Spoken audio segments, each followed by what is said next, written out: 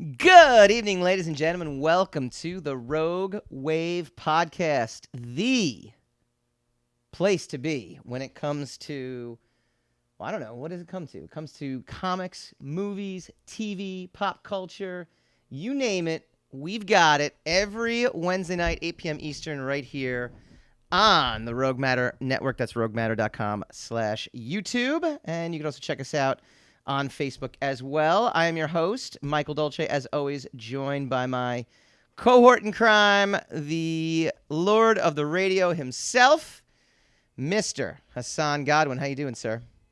Yeah. So I'm going to tell you my good deed for the day.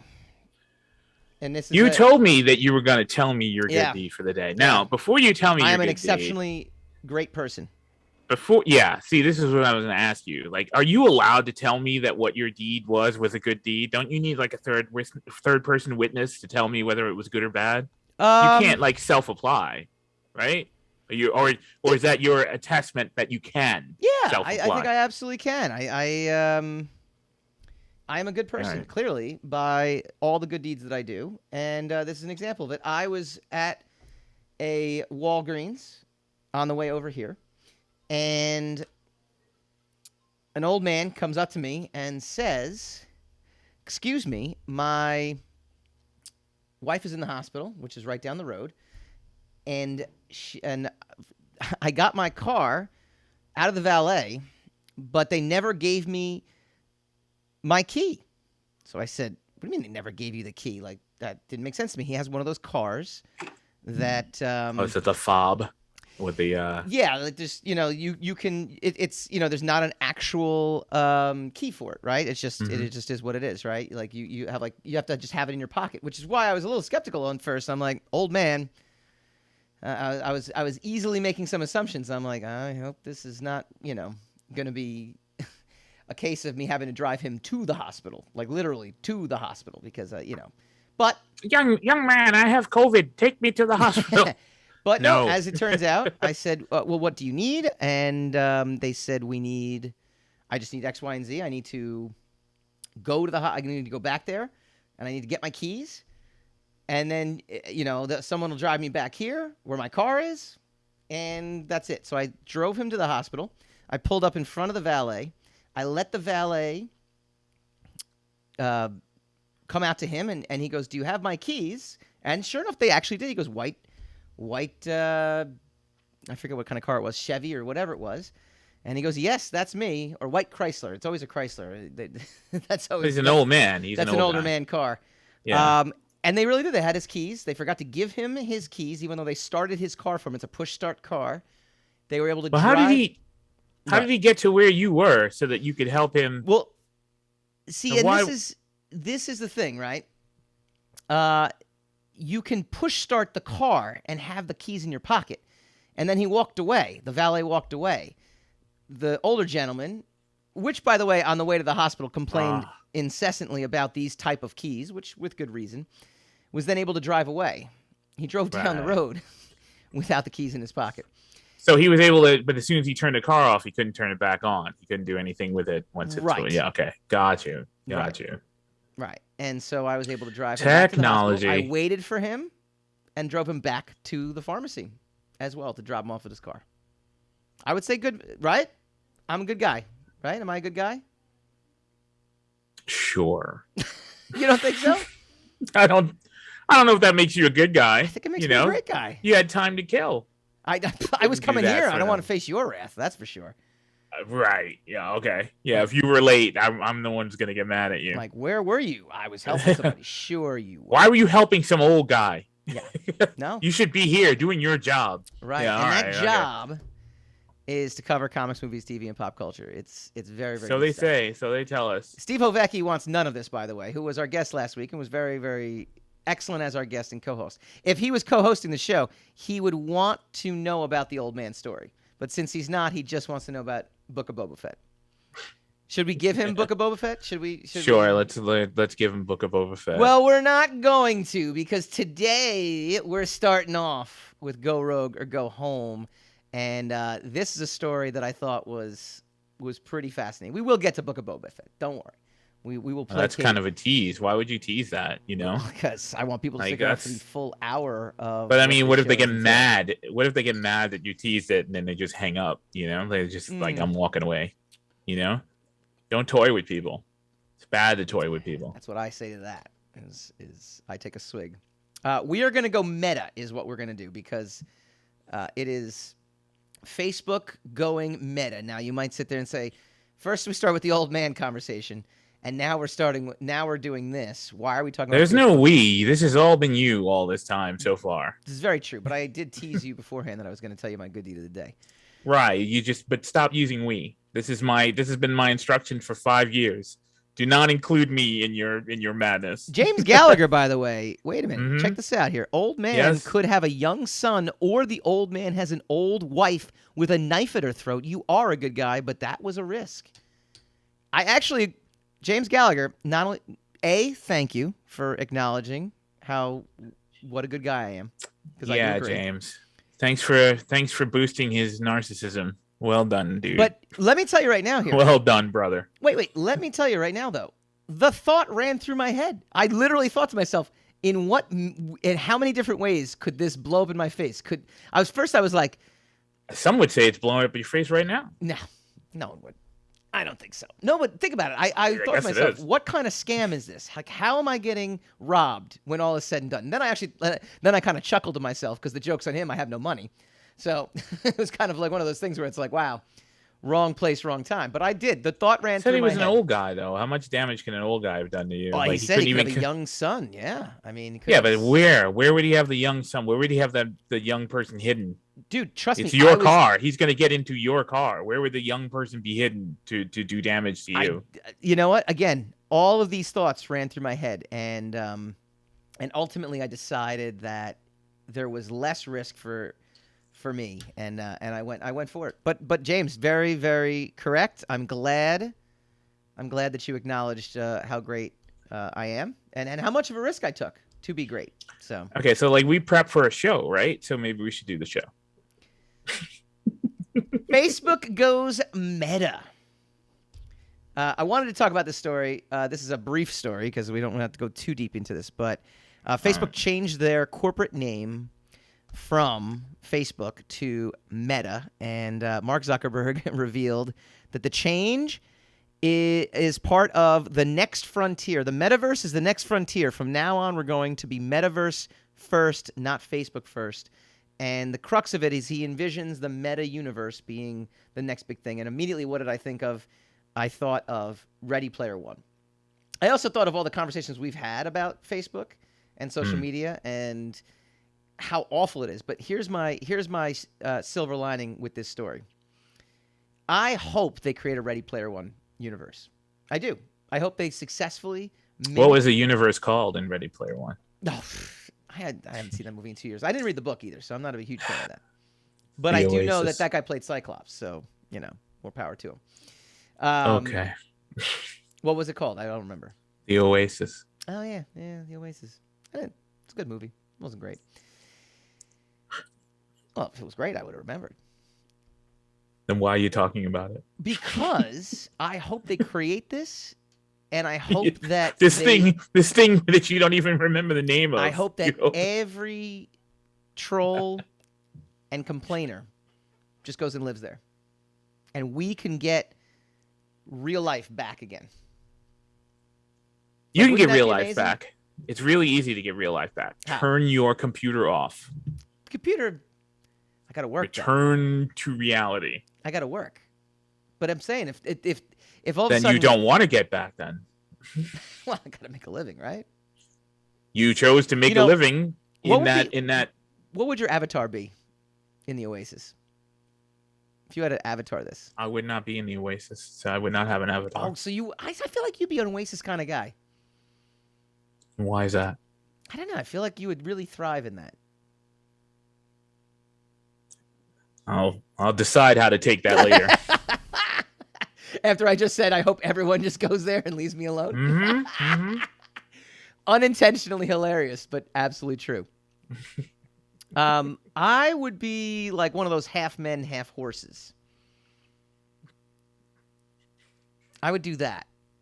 Just because. A minotaur, right? Is it a I don't minotaur? even know. No, it's not a What's minotaur. happening? What is that called? Centaur. Centaur. Yeah. Steve Ovecki's avatar would be HAL 9000. No, he's actually saying yours would be. I don't know. Probably. If I was there at all, I'd be a floating avatar of a blinking light. I don't know. I would not be there. Would not be there. Really? I feel like this is like it's made for you, isn't it? It's not real. Well, I can't fool myself into thinking that something that's not real is real. I'm incapable of doing that. You like to own your DVDs. I do. Yeah. I do not like the cloud. Yeah. I do not like it in a can. I do not like it. Dolce, my man. Anyway, that was very impressive. I feel like your avatar would be like Wally, though. I feel like you would go full robot. No, I would not have an avatar. Let's not speculate about my avatar. Let's just bring it back to whatever you're doing and whatever your madness is so that we can move the heck on. All right. Man. Go rogue or go home on Facebook Goes Meta. I'm going to go home. We are going to turn to the Eternals. Now, we're going to do a whole show on Eternals next week because Eternals is coming out this Friday. Yes. Yes, it is. Are you going to go see it? Oh, yeah, absolutely. Nope. I have tickets for next Wednesday.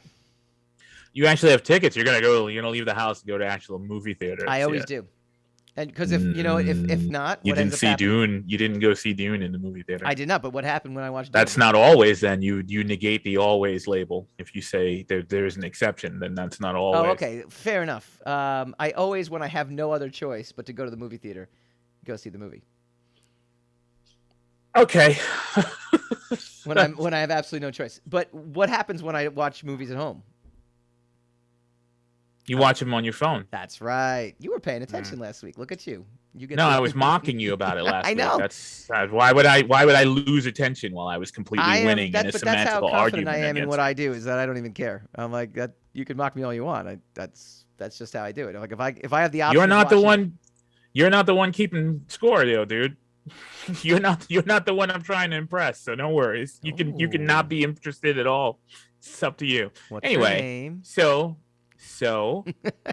you're so Eternals going to go see the Eternals, yes, right? So I'm going to go see Eternals, but it is getting not only is it getting mixed reviews because the embargo is gone. I've seen some review. Now I haven't read any reviews. I don't like to read reviews because I don't or see the movie or anything like that or anything involved in the pop culture whatsoever. Well, right? that's I understood. But I try not to read reviews of movies I know I'm going to go see because I want to be as surprised as possible. However, I am seeing the gamut of reviews. Some are saying it is a mess. Some are saying it's a masterpiece. So it's obviously going to fall somewhere in between. But I got to tell you, I watched Monday Night Football the other night, and they had an Eternals TV spot. This is the riskiest movie I think Marvel's ever made. Their Rotten Tomatoes score currently is 1 point lower than Thor: Dark World, which many deem as being the worst Marvel film. Yeah. And as it was just noted by the producer, one of the producers at Marvel Studios, Nate Moore, he's already saying a sequel to Eternals isn't a must-have. It's not something that's a must-have. Obviously, we have ideas of where we could go, but there isn't a hard and fast rule where we have to have 3 of these things, and this is the first. I kind of get this feeling that they're already kind of bracing for what might be a non-win. I won't go loss because there's no loss. It'll still make money. It's still Marvel. It's still even. I mean, Thor: Dark World, as bad as it was, still made like over almost $700 million. So right. As pertains to whether or not the Rotten Tomatoes score is going to dictate how successful the film is going to be. I mean that jury's still out, right? Right. Okay. That's essentially, in Marvel's book, I guess, what matters. It also, look, if it introduces a character like we have Black Knight in there, right? We have Kit Harington's Black Knight. He'll be in another movie. He could be in a West Coast Avengers movie. I mean, you could have different characters kind of shuffle between the different films. So, one way or the other, there's no such thing as a loss, I think, in the Marvel Universe at this point, or the MCU at this point.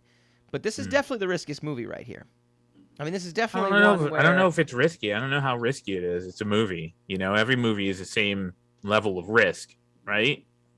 Why would it be? Why is this movie risky? It's risky in terms of the closest apples to apples comparison I can make is Guardians of the Galaxy, right? Guardians of the Galaxy was a risk in that it was one of the lesser known characters. Now we knew who the Guardians of the Galaxy were, just like we knew who Eternals were, but at least the Guardians of the Galaxy were somewhat current. Eternals is, I mean, that's digging deep into the archives. Like that is really digging into the lineup. But then again, right, when we were talking about Shang-Chi, it was all about them constantly using the same formula over and over and over again, right? So like a little bit of like risk and a departure from the standard format was exactly what we were calling for after we saw Shang-Chi. Right. And now here it is, and now you're saying it's risky and it might be a bad thing. I used it in those terms, right? They do have the same formula, so they might still have the same formula. However, there's nothing about this movie that I can figure out right now, and maybe I'll know it when I finally see it. Where Shang-Chi was the Marvel martial arts movie, right? Guardians of the Galaxy was their first space adventure. There were Ant-Man, right? Ant-Man is a lesser known character, especially to the public. That was a heist movie. Every Marvel movie we've seen thus far, for the most part, not every Marvel movie, but the ones where it's, the character alone is not enough to sell it, has been successful because they're able to create a genre flick out of their superhero universe that people find appealing and people find attractive. Enough to go see them over and over again, or to make them billions of dollars. And this is one where I'm sitting there going, well, I don't know exactly what it is. It looks, I saw that TV spot. I got to be honest, I wasn't very impressed with it. The trailers so far, the trailers are a little more exciting than the TV spot, but the TV spot, if I had no idea who the Eternals were, and I don't really have any true idea because I know they're a Jack Kirby creation. I know they were made. This is going way, way back in the late 60s. They're not featured prominently in the Marvel Universe in the last 50 years, arguably 40 years. This is really a stretch. So it'll be interesting to see whether or not these reviews, which side of the reviews we both fall on for next week. Yeah, I guess it will. I guess so. Right. I don't know. I either will like it or we won't, right? Yeah. So, I mean, ultimately, regardless of... Listen, if it had a Rotten Tomatoes score of 40 or below, and it was $1 billion movie, would it matter? No. I would say the only thing that's standing in the way of success is success itself. Right. Whatever anybody says about something is not really important until everybody gets their say and it's hit the light of day, and the market itself decides on whether the product is viable or not. Anything that anybody says prior to sell day is irrelevant, really. Mm-hmm. I mean, it is an indicator of what an overall consensus would be, but then again, we've seen low scores for a lot of movies that become blockbusters. Sure. And then suddenly nobody really ever talks about the Rotten Tomatoes score of something, Venom would be a good example, right? I would say so. Right? Correct as the Rotten Tomatoes score was on that particular movie, but it doesn't seem to matter, right? You don't see me sitting here going, that movie failed, and thank God, Right. I wouldn't say that because it's not true. Right. It's too bad about the money situation, whereas piece of art would not be considered successful unless it made X amount of money. But that's the world we live in. But every now and then, people pretend that that's not the world we live in. That the world does persist on, the overall intellectual opinion of learned people who are going to stop and leave their score on some kind of website. That doesn't really mean anything. Now, if the movie comes out and it's below, it does below, whatever is markedly the the success rate, because it changes from week to week due to the title of the movie and whatever the situation of the pandemic that we're in. Mm-hmm. Then all right, then it's a failure, and then all applicable reasons would apply, right? Yeah. They would be open to discussion. But right now, we have no idea. I mean, you and I don't know what the mistakes of this movie are, whether this movie is a risk or it's not. We don't know if it's actually a very challenging movie that went over the heads of a lot of people, or if it's the schlockiest piece of filth that you've ever seen. We know none of these things. So I mean, I get that this is newsworthy. Mm-hmm. I'm not questioning whether or not it's newsworthy, but there's really not much to be said about it. It's a low score. It's not even the lowest score right that the MCU has had, and it may do badly, but their movie's doing badly, like a couple of weeks ago they were talking about No Time to Die being a failure for the James Bond, a terrible way for the James Bond franchise to cleaning end. up now. Yeah, so it's almost $700 million worldwide. So yep. Obviously they don't know what the hell they're talking about, and that is after the after the actual film dropped and people were having their say. They already declared it a failure. Right. So we don't really know what's going on now. I'm not saying that this was a stupid topic to talk about, because it wasn't, but I mean, there are no, without us knowing anything, there's plenty of stupid topics. Yeah, whether or not you were a superhero for an old man today is a completely dumb topic. I'm but glad anyway, you elevated me now. We've gone from no, good I didn't guy say you were. to I great said whether guy or not to you were. Superhero. I can't disagree with you. No, I can't disagree. I think I was. I never said you were. You could disagree with me all you want. I was being whimsy. You want to disagree with my whimsy? That's fine. There's always a truth. There's always truth. Anyway, to all humor, bottom line, we don't know. There's a possibility the movie is not great. Maybe it does all kinds of weird things. It's a movie full of characters that that the mainstream doesn't know about. But then again, so was Guardians of the Galaxy, as you pointed out, and so was Ant-Man. So really, like, not a lot of people knew who Ant-Man were. Yeah, he was not a mainstream. He's not nearly. He was very, very rarely depicted in any third market, animation or television shows, kid specials, or anything like that before Paul Rudd got his hands on the character. So, obviously, this is not the first time we've been here for the MCU, but we'll see. It may be a complete disaster. We'll see. Maybe their first disaster. Very possible. Before we go to break, serious question: am I your hero?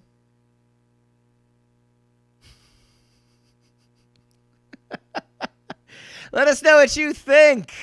Am I just a regular good guy, or am I a superhero, as Hassan astutely put? What do you guys think about the metaverse, Eternals? Chat in the Facebook chat. The Facebook chat is blowing up, which is great. Our YouTube chat. Go to youtube.com/Rogue Matter. Depends where you want to watch us. We're chatting away. But first, I want to let you guys in on a little Rogue Matter giveaway. Rogue Matter is excited to launch another giveaway supporting Rogue artists. If you are a sneaker aficionado, you're going to love this one. One lucky winner will win a custom pair of artistic sneakers designed by Rogue artist Elijah Rutland over at @FitMySoul. That's SOLE. On Instagram, if you check his profile out, you will see many amazing creative designs. From custom art to comics, he is amazing. Head over to roguematter.com, fill out the giveaway form on the front page. Be sure to also support Elijah Rutland by following him on social media at FITMYSOLE, @FitMySoul, as Rogue Matter is all about finding and supporting rogue artists. Elijah definitely fits that bill as a true rogue to us. When we come back, we will be diving into Book of Boba Fett. We will see you guys shortly.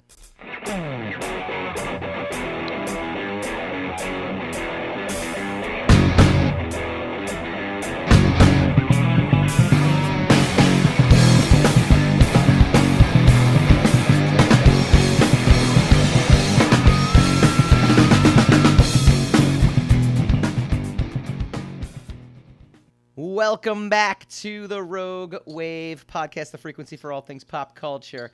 All right, we did it. We're here. I know everybody on the live stream chat wants to talk about this, and it's the only, besides me being a superhero, is the only notable thing that happened. Book of Boba Fett releases its first trailer. It is came out Monday, I think it was. Yeah. Pretty exciting. Monday. It's coming Christmas Day? 29th. 29th. All right, so Christmas break, which we will be on break, by the way, so don't tune in, because we will not be here. We're taking our annual Christmas break. We do this 51 weeks out of the year, with an occasional summer break in there, too. Maybe 50 weeks out of the year. Spares for 1 week. I got to tell you, I'm excited. I'm excited to see, for a number of reasons. A, everything in the expanded universe now that's been on Disney Plus to this point has been excellent. Mandalorian has been excellent. The cartoons they've released have been excellent. I have not followed many of the cartoons. Don't get me wrong. I don't do the cartoons. We've already established that. How do you know they're excellent then? Oh, because I watched a few of them and I thought these are really excellent. If I was more into, the animated world, I would be more into them. But well done. I can look at something and say, not for me, but totally well done, and be okay with it. So, and that's the way I feel about it. I feel that it is good, it is excellent, and in general, for that reason alone, I'm excited for Book of Boba Fett. But what I'm really excited is, I think especially as a kid, Return of the Jedi was my favorite of the Star Wars movies when I was a kid, because it came out closest to when I could actually, it's one of those things I might have watched Return of the Jedi before I watched Star Wars. I don't remember the order. I was too young to remember the order. I know I watched Star Wars on TV because my dad recorded it for me, and I can. It's funny. It's one of the most vivid memories that I have is watching the commercials as well. I mean, I fast forwarded through a lot of them, but I remember ironically enough, there was an Afghanistani, the Soviet Union had invaded Afghanistan, and so there was a constant, threat in the Middle East, and Dan Rather I think it was on CBS, because Dan Rather, I believe, was the guy that I can remember, kind of listening to and watching. So I have those, it's weird, right? I have Star Wars, but I also have these other memories. But I think Return of the Jedi might have been the actual first one I'd ever seen. I don't truly remember, but it was my favorite. The Jabba Palace was my favorite. And so watching this trailer, immediately took me right to it. And I love, this is the Tatooine that I remember. That this is the desert that I remember in terms of, when I was a kid. It's definitely, just, I don't know. It hit the nostalgia button pretty spot on for me. How about you? It looked good. I mean, the Mandalorian pretty much did this motif of Tatooine for both seasons. Almost every planet that he went to was kind of a rundown desert planet. So, I mean, it looks exactly the same as everything else. We're not going to know until we know exactly what's going on. Sure. I'm sure it's, it looks like a kind of a space mafia story of a, hostile takeover. That's exciting. I'm excited for it, but I mean, I'm glad to see footage of it. I'm glad the content is coming. I'm glad it's a couple of months away, as opposed to 2023. Yes. Here's a first glance at something that's coming January 2023. So I'm happy about that. I agree with that. That gave me extra. Yeah. That was extra exciting to know that it's right around the corner. So there, I mean, that's all good. Other than that, it wasn't really much to it. It was a teaser. So, yay. I'm interested in seeing teasers from Obi-Wan, which supposedly is going to happen next Friday. Ooh. So that's got me more interested than this. How come? And totally reasonable and valid statement. Trust me. I don't mean to phrase that as if. Well, here's the thing. This thing, the at the end of the Mandalorian season 2 was a sequence where he, Boba Fett went into Jabba's palace, killed Bib Fortuna, and threw him out of the chair and then sat down in his chair. Mm-hmm. Then the next piece of paraphernalia we got was a poster of him sitting in Jabba's chair with his rifle. Right. And now this is more footage of him theoretically on Tatooine talking to a bunch of gangsters about taking over his. I mean, we've basically they haven't given us any varied content on the Book of Boba Fett since the teaser that we got at the end of season 2 of Mandalorian, right? So we basically know the genuine premise. We know there's going to be, you know, 1 or 2 one-liners and a couple of gun battles. You know, I'm sure the series is going to be great, but they're keeping it under wraps. They're not showing us a lot of it. Yeah. So I haven't seen anything from theoretically something that's going to be extensive into the lore of flashbacks into the prequels, as well as, you know, footage of whatever Obi-Wan is doing between episode 3 and episode 4. You know, we don't know what Ewan McGregor's going to look like. We don't know, you know, there's a lot of stuff. I'm sure it's going to be more Tatooine, more people wandering a desert, of course. Well, that's like Walking Dead, right? Like they're always just walking the forest because because when you're being chased by hordes of zombies, why wouldn't you go into the woods? You're right. You know, instead of getting to flatland where you could actually see the zombies coming. But it doesn't matter. But I'm interested. I'm also interested for more footage from Cassian Andor's show. You know, I want to see how far Disney Plus is going to expand on the motif. You know, how much they're going to expand the scenery in the Star Wars stuff. And you know, so far I've loved everything that they've done, but there's not really much to look at when it comes to teasers.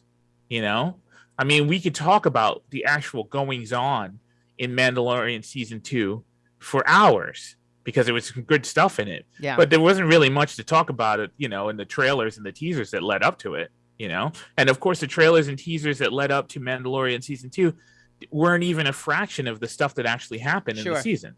Sure. So it doesn't, you know, this stuff of like, what'd you think of the teaser? I thought it was a teaser, and it's a tease, you know. Well done. Now let's actually see the show.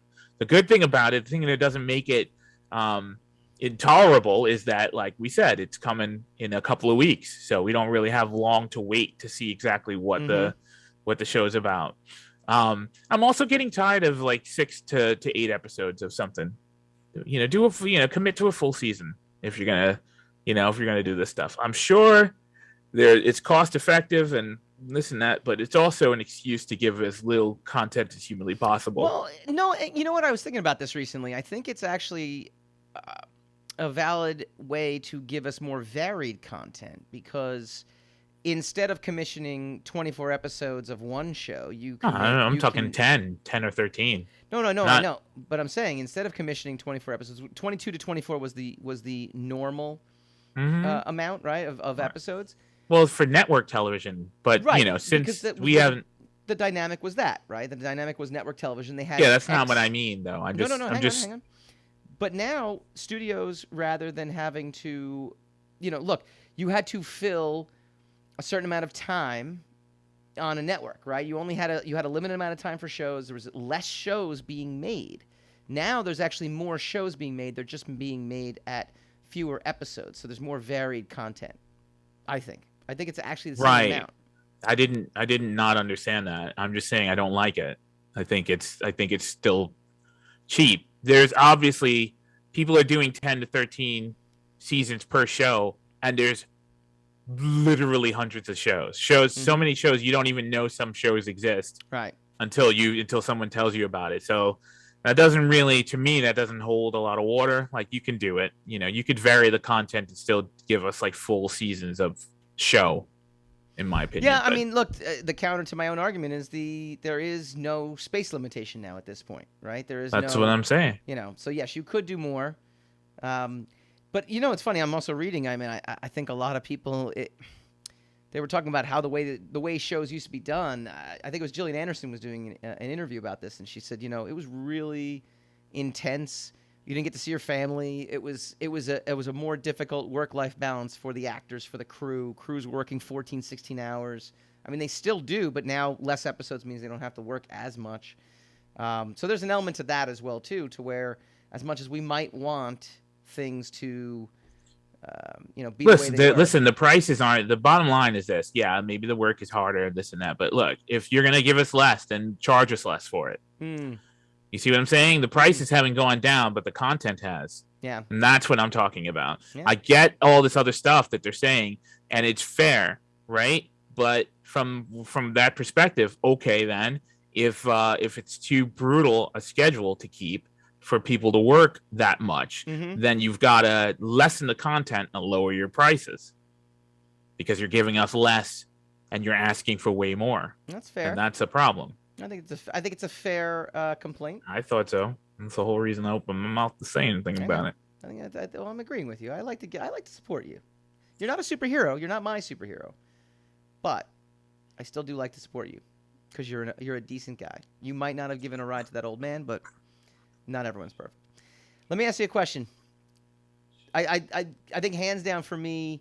And I'll include the entire. I mean, how long is it? 40 minutes. The first 40 minutes of Return of the Jedi is the Jabba sequence, right?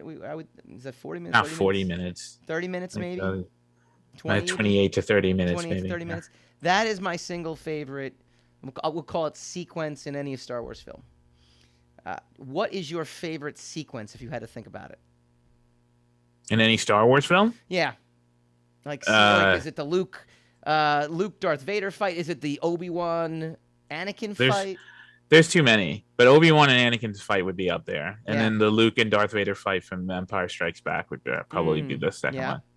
Mm-hmm. Yeah, but you couldn't pin down one if you had to pick one, gun to your head. There's too many of them, I've thoroughly enjoyed, and then sometimes they come and go. Like sometimes one sequence is my favorite for a couple of months, and then the next one becomes my favorite. It shifts. So yeah, I'm going to throw this out to the chat audience. Favorite Star Wars sequence. Let's see what people come up with. In the meantime, while they go out and tell us what their favorite sequence was, we can now shift over to the other trailer that came out. This was actually, it was interesting. It's the Morbius trailer, which debuted today, in fact, and gives us, well, it's coming out in January, and I think, luckily, knock on wood, theaters are less, or studios are less reluctant to shift dates now because of successes that Bond has had, and Venom has had, and we'll see Eternals, but Shang-Chi also is another one. We've seen that there are a strong amount of success stories. So I'm going to assume January. So that's nice. So they released a trailer. The trailer to me, though, did not get me excited for the film. It actually kind of had the reverse effect. It had a lot of winks and nods to the Spider-Man universe. But to me, it wasn't enough because I don't want Spider-Man in the Sony universe. Like, I don't want Sony in charge of Spider-Man. So it's one of those things where if it is and continues to be in association with Marvel, that's one thing. But other than that, I don't know. I didn't see anything in it where I was like, wow, this is going to be really, really good. What was your reaction?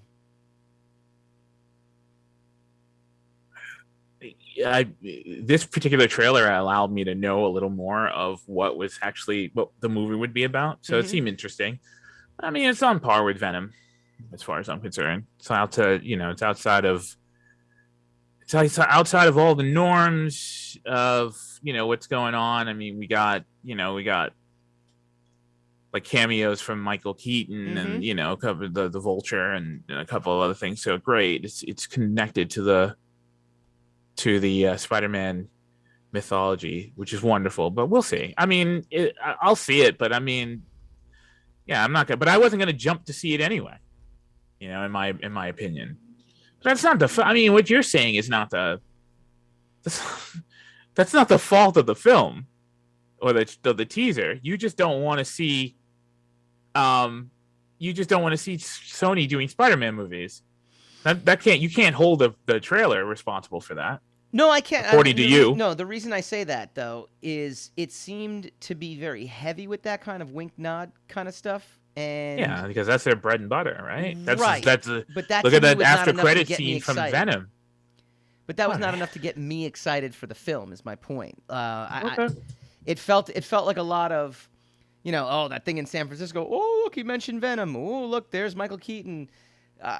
Maybe you're being cynical, though. I mean, No, it could be. I mean, it could very well be that I'm looking at this from an insider's perspective instead of a fan's perspective, sure. Or someone's genuinely interested in seeing the film, right? Yes, but I could also definitely say that it's solved that problem. Did you now? Well, Yes, I mean, here's the other thing too, right? I mean, I'm my own hero. I thought there was a very random Matt Smith cameo, so maybe he is the villain of the story. I don't know. That would lead to speculation, which I don't do. So I mean, maybe. I don't know. It had the Daily Bugle references. It had the Vulture references. It had the nice connection to Venom. This could be the next Blade, in a way, right?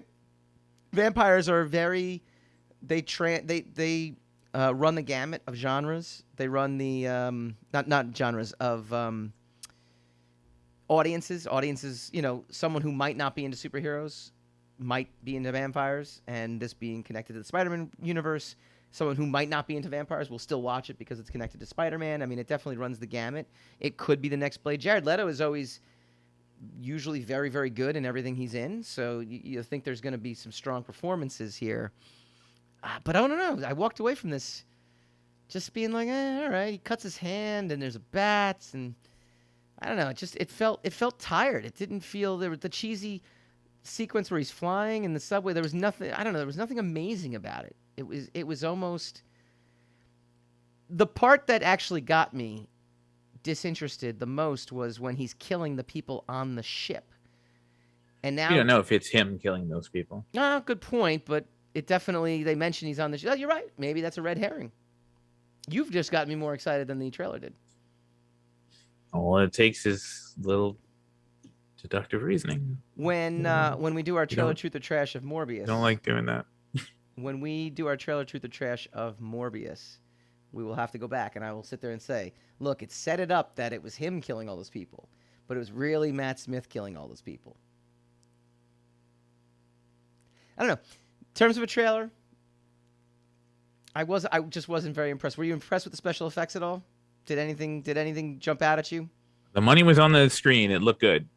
Okay. All right. What's your money shot of this trailer? The one shot that really hit you. I mean, again, week after week, I have to tell you, I don't really have a shot that makes me ooh. Which one did you think stood out more?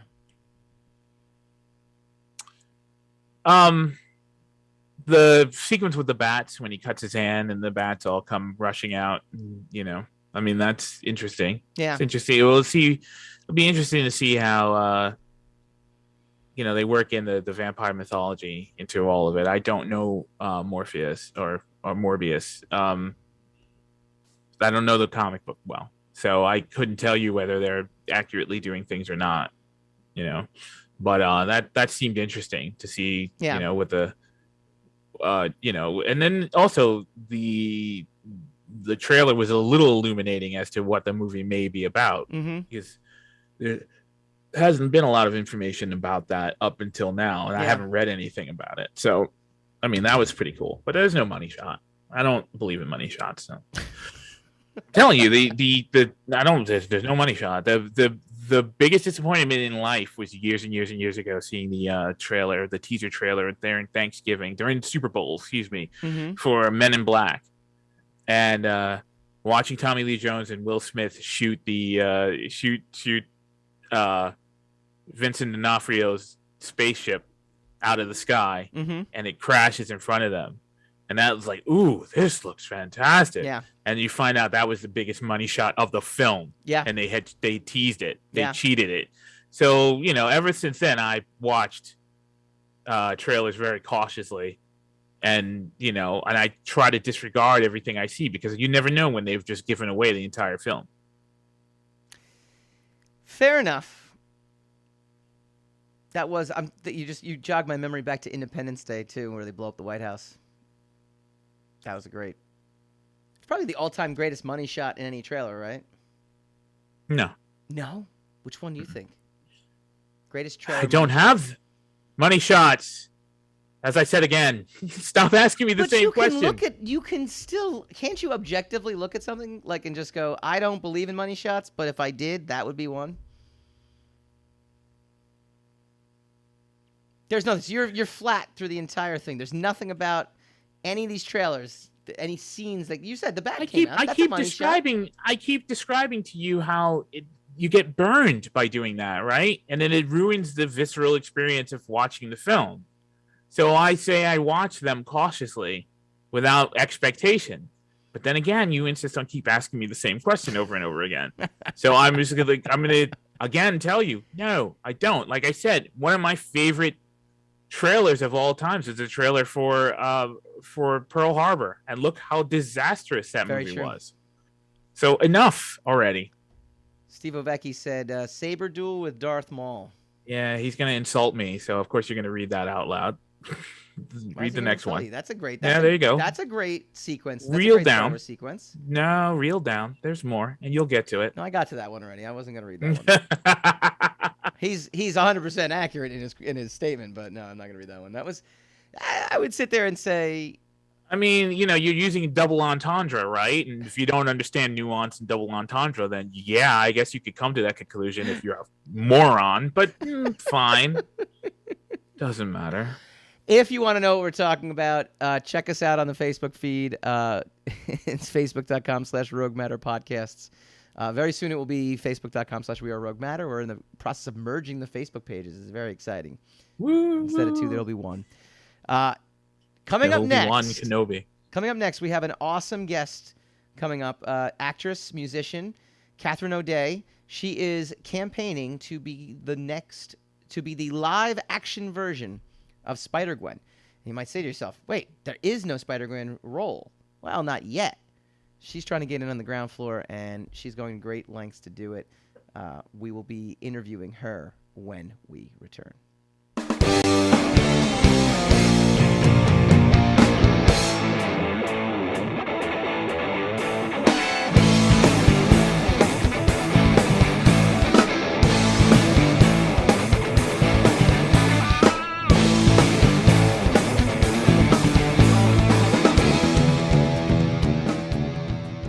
Welcome back to the Rogue Wave podcast. Thrilled to welcome Katherine O'Day, actress, vocalist, and musician, who is actively campaigning to become the live-action Spider-Gwen. Katherine, how you doing? Hi, I'm doing great. Thanks for having me. So we talked a little bit backstage about this, but what does it mean to actively campaign to become a character? Is it a petition to sign?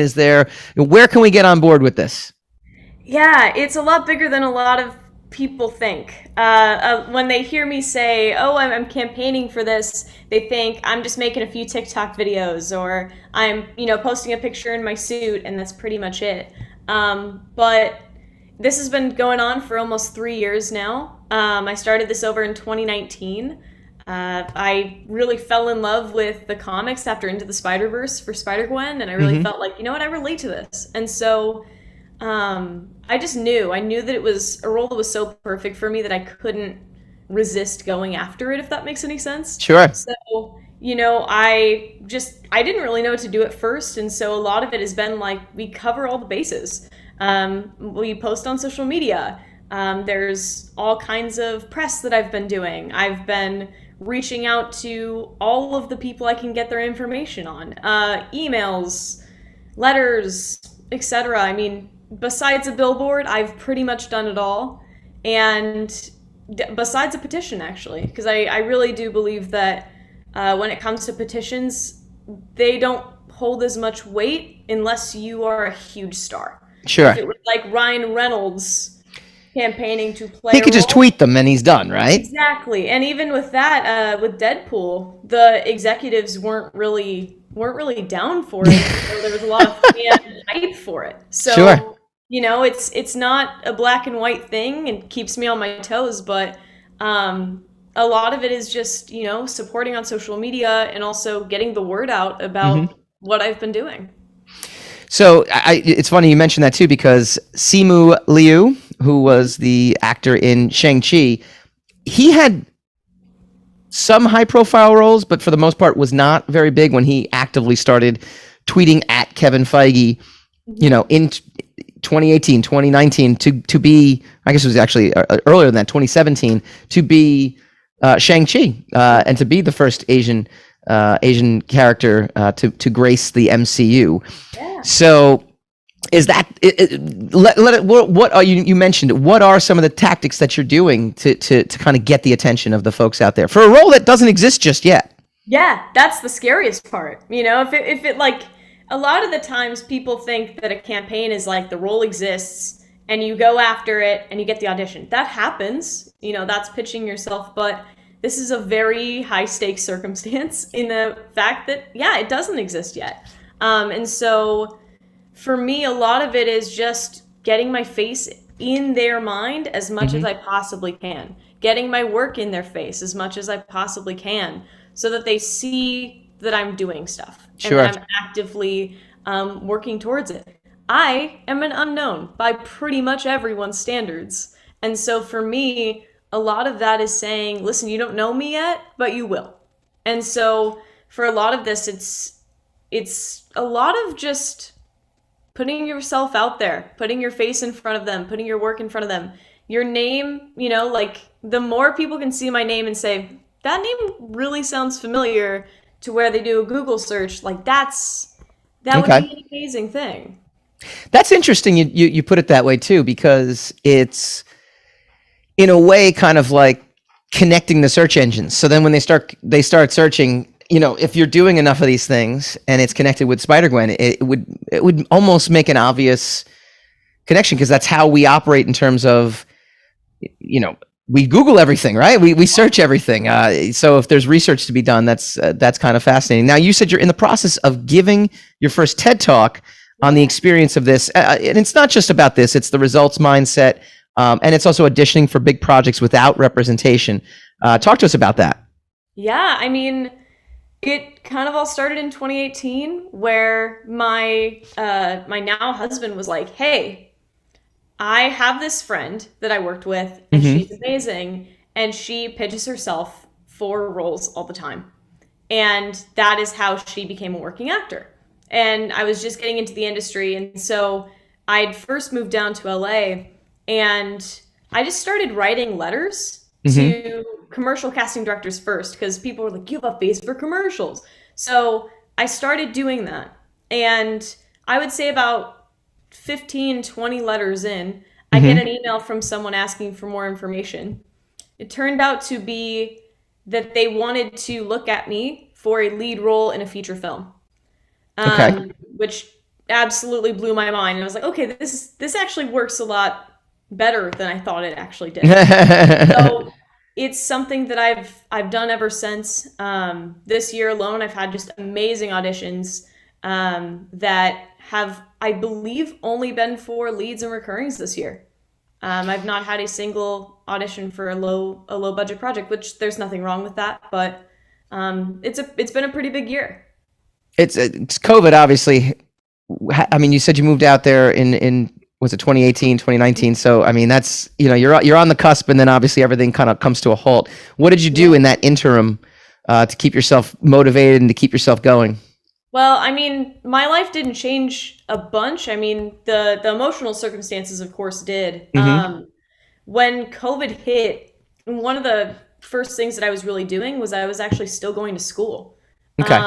I finished my training from the only school backed by the Meisner estate in May of 2020 over Zoom. So we spent 3 months finishing that training up. And then during that time period, I was like, you know what? Like, I really need to be reaching out to more of the people that I want to be working with. So during that time, I was making new connections with people. asking for meetings and meeting new people over Zoom, and which I found is probably my favorite medium to meet people. And throughout that, I was like, you know what? It's time for me to get a suit. It's time for me to make some TikToks. It's time for me to really go deep into engaging with people who also love this character as much as I do. And so during the pandemic, I've been working just basically nonstop. Well, that's great. It's funny you mentioned the character too, and also saying Zoom's your favorite way to meet, because that's definitely showing our age differences here. Spider-Gwen didn't exist when Hassan and I were first reading comics. I mean, Gwen Stacy was the infamous girlfriend that was another guilt trip for Peter Parker, right? He had his guilt trip from Uncle Ben, and then Gwen Stacy was that. And so we were obviously still reading comics when she was first introduced, but it's amazing to me what an impact she's had on young women as a character that that they kind of grew up with, which I love. I mean, I love to see these kind of inspirations, like things that Hassan and I might have read when we grew up reading the comics, that inspired us to make comics, which is what we do. Is now something that you as an actress or you as a performer or you as just someone who enjoys the character can be inspired by. Talk to us about the character. What is it about the character that you that drew you to her? I think one of the biggest things was that I was in a time in my life when I first started reading the comics where I was kind of in a place of limbo. Before then, I'd played a lot of like princess roles, and so I kind of identified myself as like, I play princesses, and that's my shit, that's my thing. And it started to, once I went through an abusive relationship, it really affected my personality. Like the person that I once was just wasn't there anymore. And so I kind of had to figure out who I was all over again, which was for me personally just an awful feeling of like basically trying to just see where I fit and just hitting blocks everywhere. And, I would go to all these Disney princess auditions and it was just like, you're not, there's something off. And before then, besides like maybe Supergirl and her likeness, I never felt like I related to a superhero, where it was like, okay, Black Widow's just like super cool and like super, martial arts, and she's got these, amazing skills. I don't feel like I fit into that. We've got so many amazing female superheroes where I was like, I don't really fit. I don't, like I can appreciate these people, but I really, they don't resonate with me as much. And it wasn't until I saw Into the Spider-Verse in 2018 where I like looked over at my husband and I was like, I think I could do that. Yeah. Like as a musician too, like I was a musician way before I was an actor. And so for me, it was like, she's a musician and she heals through music. And I, just decided to go through the comics, and like page 1, I was weeping. It was the first time in probably 2 or 3 years at that point that I had seen a character that really resonated with where I was in that time in my life and where I still am. And so for me, a lot of it is like, as a musician, it's such an important thing in like the music therapy aspect. As well as like the fact that I feel like all of the spiders to some degree, I think every superhero has this, but I think especially like in the Spider-Verse, you get to see a lot more vulnerability with a lot of these superheroes where it's like, oh, I really messed up. Like you can read, Spider-Man's comics and be like, what are you doing? And that's really, I think, relatable to a lot of us, especially those who are navigating like mistakes and pitfalls. And so, there's just like a raw vulnerability there with that character as well that it instantly clicked with me. How can we help in your quest? I mean, again, this is it's funny because obviously we mentioned it. The role doesn't exist yet. It will obviously exist. I think it's definitely something. There's nothing hotter right now than superhero movies. Sony is obviously already mining, whatever characters they can, and her appearance in Into the Spider-Verse is obviously something that so executives can be crazy sometimes, but they would be crazy not to invest into that character, I would imagine. Yeah. So how can we help? What can we do? I think one of the biggest things, especially with where we're at, is I really do believe that if this is going to happen, we are really close. I say that every year, but I really do believe this year, we're the closest that we've ever been. And I think a lot of it is like with what we've known about Spider-Man No Way Home and how they're kind of bringing in like Jessica Jones and Daredevil, and like all the associations are starting to come together. This is a great window. And so I think one of the biggest and best things you can do is utilizing social media. I have a few hashtags that I know people can use. Like Katherine O'Day for Spider-Gwen is a very popular one for some people because it's easy to remember. And just tagging Marvel Studios. Victoria Alonso, anyone who has an active presence on social media in the Marvel Studios universe, because again, they can't say anything, but they can still see my face. That sounds like such a vague call to action, but I think it's not actually. I mean, the hashtag, that's, it's amazing that, just that we have the way we have social media in general, and that's how it works right now. There's no question. So the hashtag works.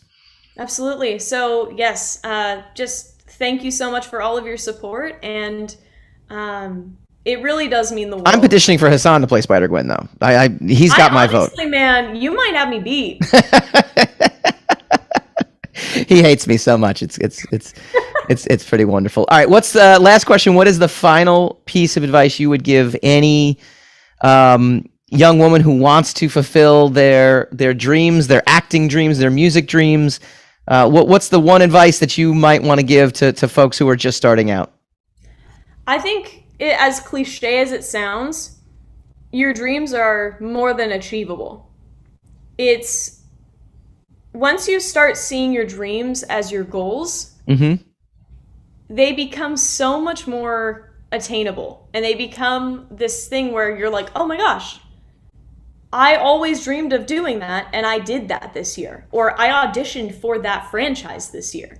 And it's such a full circle moment, and a lot of it is just going after what you want and not being afraid of people saying, you're not supposed to do it this way, or that's not how it's been done in the past, because as long as you're professional, like, reach out to the people you want to work with, tell them that you want to work with them.